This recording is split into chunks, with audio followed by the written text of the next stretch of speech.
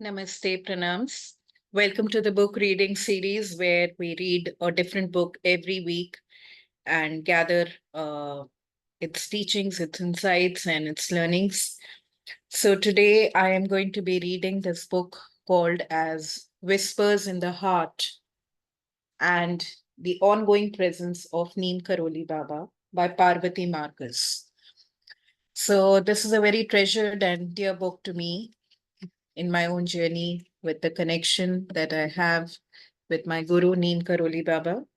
This book has played a pivotal role because every time I read the experiences, this book has got a collection of experiences of devotees and the lives that were touched, primarily more in the Western world. And so here, a lot of these experiences have been compiled.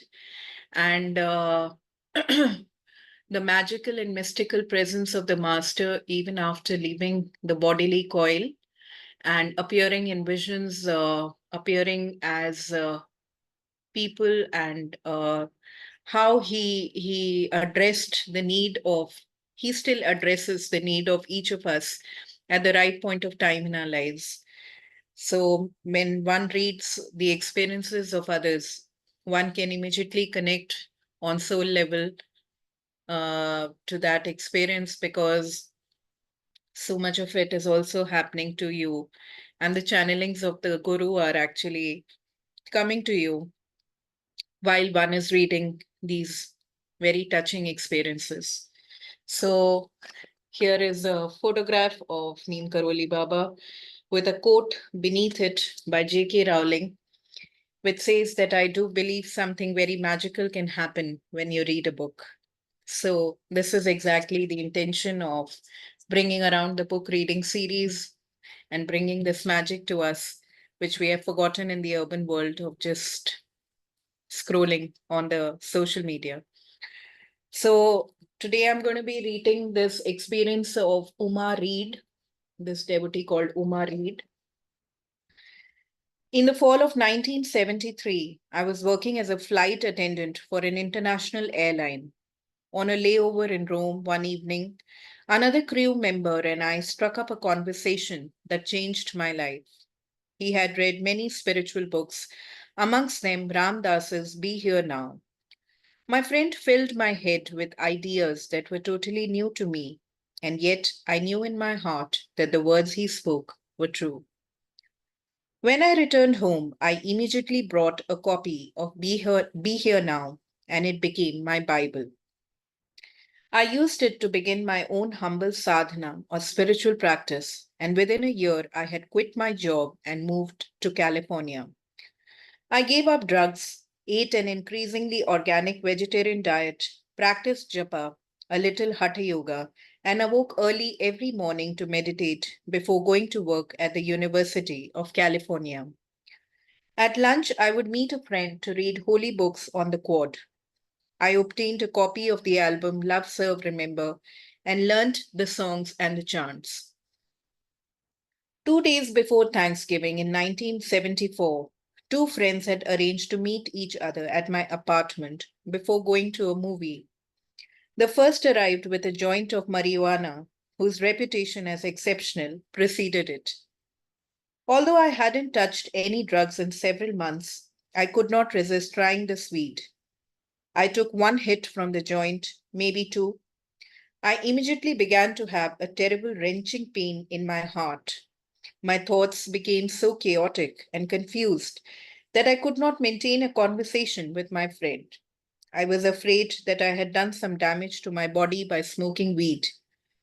I decided to go outside for some fresh air in the hope that it would clear my head and relax the incredible tension in my chest.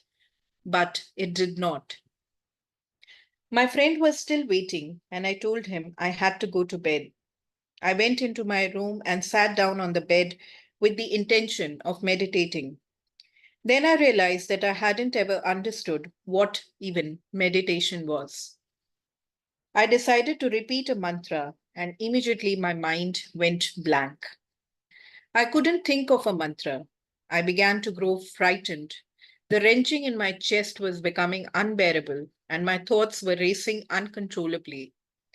Finally, in the desperation, I screamed out loud, "I'll do anything for God." In the split second, the words left my mouth. The wrenching in my heart peaked and felt as if it burst open. My entire body became filled with a vibrant peace. I opened my eyes. The room was filled with a blue light, and there in front of me sat Maharaji, wrapped up in his blanket, with one hand in his lap and the other in Abhay Mudra. He was more alive and real than anything else in the room, and the sweetness of his presence was indescribable. The wrenching in my heart had turned to what I guessed had to be called love, though it seemed so inadequate a term. I was strongly drawn to watch Maharaji's lips, which were silently moving. I realized that he was repeating a phrase over and over, and I understood that I was to repeat it with him. As I watched his lips closely and mimed their shape with each syllable, I discovered that we were saying Om Namah Shivaya. I began saying the mantra over and over in sync with Maharaji, and as I did, I began to experience many lives. I lived them in vivid detail from beginning to end, hundreds and hundreds of them in the blink of an eye. As this went on, I began to be aware I was observing it all from the reality of myself. And myself was a field of pure consciousness, the self of everything within which all existence takes place. The sense of self at that point was not that of a human being having an experience. I was simply loving awareness, uncontained and undefined. At some point, became aware of myself sitting with Maharaji in my room again, still repeating the mantra. Maharaji then stood up, lifted his left arm, and held it perpendicular to his body. Beneath his arm, as if displayed on a movie screen, scenes from my current life began to play. There were about 10 vignettes from various periods of time in my life. Somehow, in each, a subconscious understanding of the meaning of the scene would occur. Then it would be replaced with the next. After these scenes ended, Maharaji was standing there, changing identities rapidly. Amongst them, I recognized the man who had turned me on to the spiritual path in Rome, but it was clearly Maharaji's essence permeating them all. The next thing I knew, I was waking up the next morning. Remembering Maharaji's visit, I was beside myself with joy. I immediately decided that I would work to save enough money to go to India so that I could be with him. I pulled out my copy of Be Here Now to look at his picture. I was curious about the words beneath the picture, which said Mahasamadhi, September 11, 1973.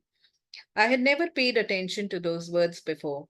I now suspected what they meant, but suspended any reaction until I could look up the word Mahasamadhi, which I learned meant the great and final samadhi, the act of consciously leaving one's body. To say I was stunned to find out that Maharaji had left his body more than a year before I met him is a major understatement. But the experience of that short, sweet visit transformed my life forever. So, this is the book. If you need to get it, I got it from Amazon. You can get your copy and read. Thank you very much.